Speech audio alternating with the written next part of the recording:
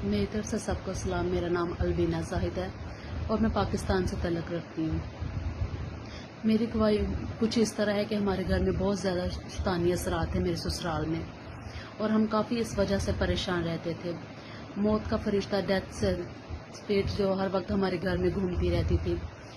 हम इस वजह से काफ़ी ज़्यादा परेशान रहते थे। अगर कभी हमारे घर में कोई खुशी होती थी तो हर वक्त दिल में ये डर खौफ रहता था कि इसके बाद कोई ना कोई परेशानी मुसीबत हमें ज़रूर देखनी पड़ेगी। ऐसे ही पहले जाहिद के अबू की डेथ हो गई, फिर अभी साल नहीं गुजरा होगा कि जाहिद के चाचू की डेथ हो गई। वो सोए हुए थे, सुबह को उठ के देखा तो उनकी डेथ हो गई। फिर ऐसे कुछ साल दो गुजरा होगा कि जाहिद की जो सिस्टर है उनकी डेथ हो गई। फिर अभी 5-6 माह गुजरे होंगे कि जाहिद की फुप्पो हमारे घर में आई हुई थी कि अचानक उनकी तबीयत ख़राब हुई और उनकी डेथ हो गई हमारे घर में। फिर ऐसे ही अभी 4-5 माह भी नहीं गुजरे होंगे कि हमें खुदावंद ने बेटी दी और बेटी जैसी नेमत से नवाजा, तो उसकी 2 दिन वो ये तबीयत ख़राब और उसकी डेथ हो गई। फिर इसके बाद अभी साल भी नहीं हुआ होगा कि जाहिद की अम्मी, उनकी अचानक से तबीयत ख़राब हुई है, वो बिल्कुल ठीक बैठी हुई हैं कि अभी हम उन्हें हॉस्पिटल में लेके जा ही रहे थे कि रास्ते में उनकी डेथ हो गई।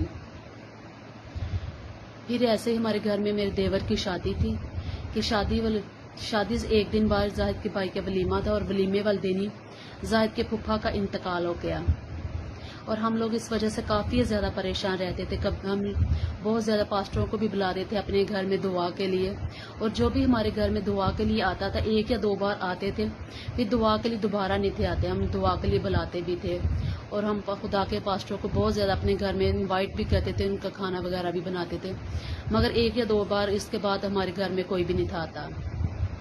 और इसके बाद फिर जाहिद का भतीजा है, उसकी अचानक से तबीयत ख़राब हुई और वो बहुत ज़्यादा कहता रहता था, उसकी एज 19 साल थी। वो बहुत ज़्यादा कहता रहता था कि मेरे साथ जो बदरूह मेरे साथ घूमती रहती है, मैं जिधर भी जाता हूँ वो मेरे साथ साथ रहती हैं, वो मुझे बहुत ज़्यादा तंग करती हैं, वो मुझे अपने साथ लेकर जाना चाहती हैं। मगर हम लोग उसका यकीन नहीं था करते। शायद ये यंग एज में वैसे ही मजाक वगैरह करता रहता है। उसकी 19 साल एज थी। तो एक दिन अचानक वो बार बार यही कहता रहता था कि आप कमरे में कैमरे लगवाएं कि हर वक्त वो मेरे साथ साथ रहती हैं, पर्दों के ऊपर बैठी रहती हैं, मैं जिधर भी जाता हूँ मेरे साथ साथ जाती हैं, अगर दुकान पे जाऊँ तो मेरे पीछे जाती हैं, वो मुझे देखती रहती हैं कि मैं क्या कर रहा हूँ। एक दिन अचानक सुबह को, रात को सोया हुआ था, सुबह को उठ के देखा हमने, उसने सुसाइड कर ली थी।